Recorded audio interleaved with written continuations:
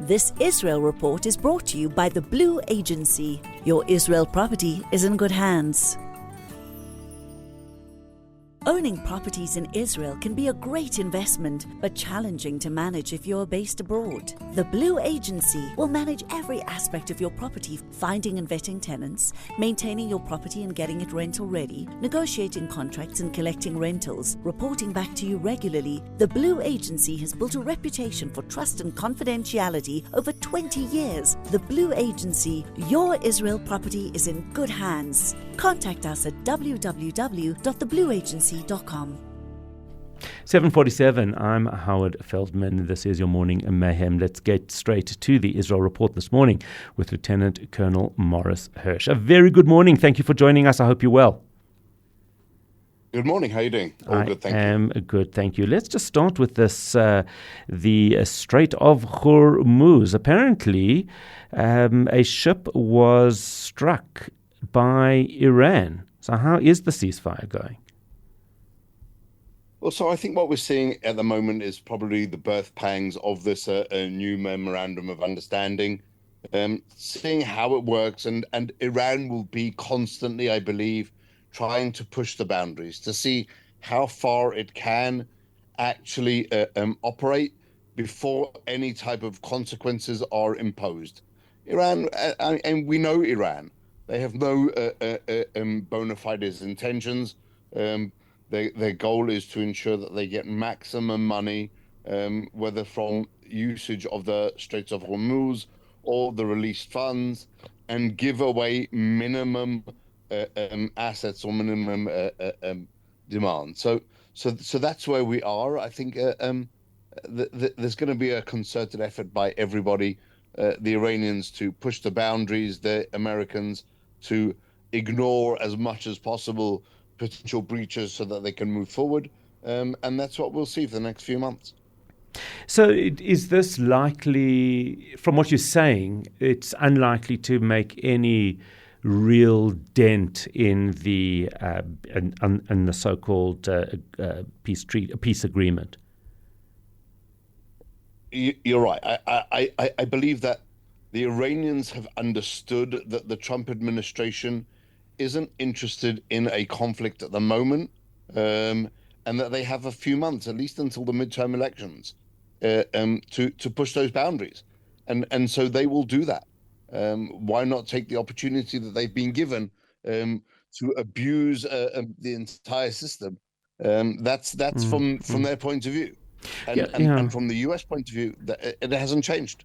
Because what doesn't make sense to me is simply why, it can't be a mistake attacking any vessel, because nobody should be shooting anything at anybody. So now you've gone and you've attacked a vessel. Surely, an explanation would be in order, but no one seems to be demanding one. Also, I think we have to understand that there are really no mistakes in this conflict at the moment. Mistakes happen in war when there's intense fighting and possibly mistaken identities. But at this stage of the game, we're seeing specific actions taken by after really a complete and thorough thought process. And so to assume that it's just a mistake, I think would be erroneous. We're talking about a deliberate move by the Iranians in order to show that they have the ability to enforce their will on what happens going through the Straits of Hormuz, and in order to show their, as it were, displeasure with whatever everyone else is doing. That's the way they conduct their affairs. According to the Wall Street Journal, the U.S. is considering relocating some of the Gulf bases that have been damaged by Iran to Israel. Is this this verified? So I don't know exactly to say what bases are being considered to be moved. I think anyone who follows the news has seen that there is, for example, when you fly in or fly out of Ben Gurion, there are dozens of U.S. Air Force jets and planes located at Ben Gurion. This is something which we've seen for the last couple of months, and I would assume that there is a long-term plan to find an alternative to that situation, because they can't stay at Ben Gurion for much longer. And on the one hand, and on the other hand, you have these Gulf bases that have come under tremendous attack by the Iranians, and the Gulf countries possibly expressing somewhat dismay that they weren't defended to the extent that they thought they would be, and the fact that, well, the war has, as it were, ended before Iran has been defeated, and they would be exposed again. So maybe they're losing out doubly for having those bases, and I think Israel would be more willing and more able to host them with less of the repercussions. Yeah, and certainly being able to defend it a lot better than perhaps some of the other states. Yeah, without question. And strangely enough, whilst there are U.S. military assets in not a small amount of Gulf countries and Middle Eastern countries, there isn't one in Israel, or there hasn't been one in Israel until now. It's so interesting that really because is a substantial move. Yeah, it's so interesting because as we talk and everybody's concerned about this, the chasm that is forming supposedly between the United States and Israel, and I'm not sure I'm buying any of it, by the way, but that this chasm is forming and Trump is critical and Vance is even more critical, but at the same time, on the ground, if you're moving bases there, that tells you the story is quite the opposite, actually. Well, I think there's really a few different goals for these U.S. bases. Some of them is just local investment, because it does bring in a lot of money into the host countries. I think some of it is actually creating that political connection between the countries, even if the immediate political affiliation isn't that clear. Having a base in Saudi Arabia is a statement by the U.S. that we are here, as opposed to allowing what would have possibly been a USSR base to be established in Saudi Arabia. So that really is both a political and a military statement. And the same would be true of Israel, of course. And I think you're right. Whilst there may be political differences between the leaderships of Israel and America, I think on a military basis, there is a very much growing connection between the two militaries, and I think mutual respect.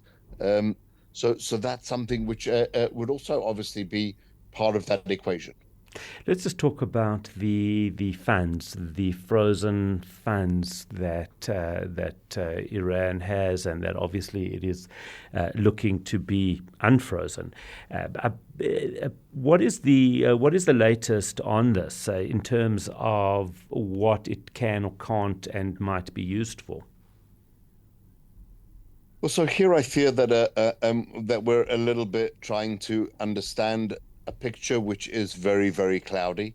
It isn't exactly clear as to when those funds will be released, how they will be released, through what mechanism they will be released, and then you have the declarations of President Trump that the money that will be released will be used to buy agricultural products in the U.S. A sort of excuse to try and mitigate the damage that the funds are being released. It is unclear at this basis at this time, but we do have to understand that Iran is a country that suffers from tremendous water shortage. It's a country that imports 90% of its foodstuffs and its agricultural products. So it's not unreasonable to expect that they will be importing a lot of things. Whether it will come necessarily from the US remains to be seen. Yeah, it's but we are used to that concept because in terms of some of the aid to Israel, isn't there a requirement that that it is used for to buy military equipment from the United States?